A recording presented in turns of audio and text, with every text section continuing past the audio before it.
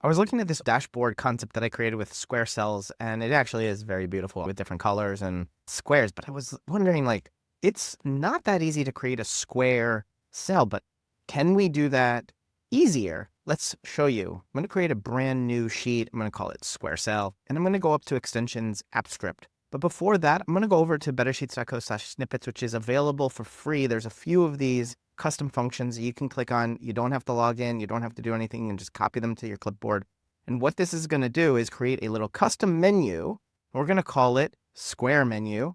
And that will create a menu in your sheet to do something. Because basically we want to go here, resize column, go over to the row, resize row, and change it to something other than 21 by 100 pixels, right? Which is, in this case, a square. We want 50 by 50 or 100 by 100. And we want to do it in the cell we're in. AppScript allows us to do all of this stuff, and it's really, really cool.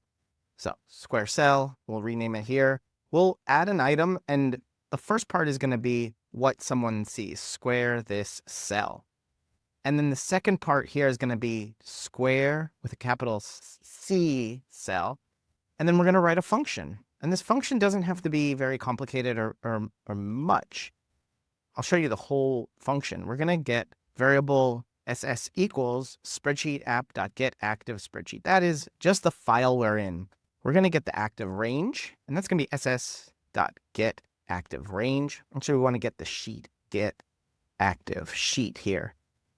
And then once we get the range, we're going to get the row is going to be active range dot get row, and variable call or column is active range dot get column. So now we know what column we're in, we know what row we're in, SS, and we're going to set column width. The column width, the position we're in is column.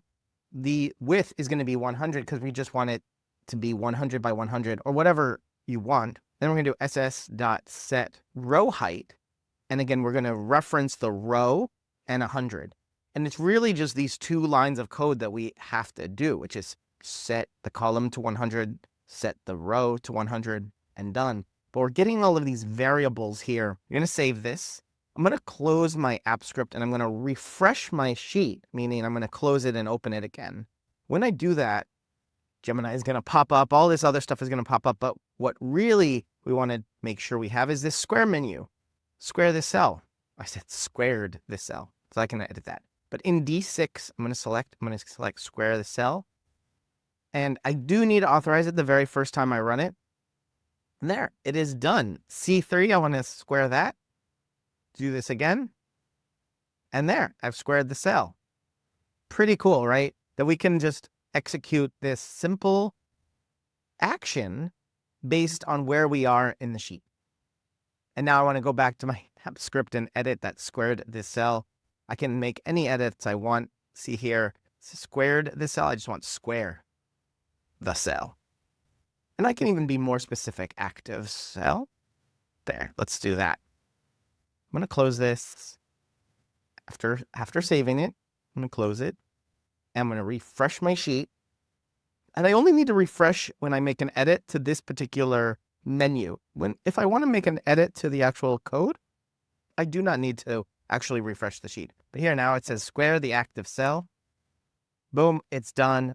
A really interesting way to add some automations or simple functions to your workflow. You're watching Better Sheets here on YouTube. You have two options here for your next video. Before you go, comment down below if you have any question whatsoever, and I'll make future videos from those questions. But for right here, right now, one of these videos could be your next Google Sheet.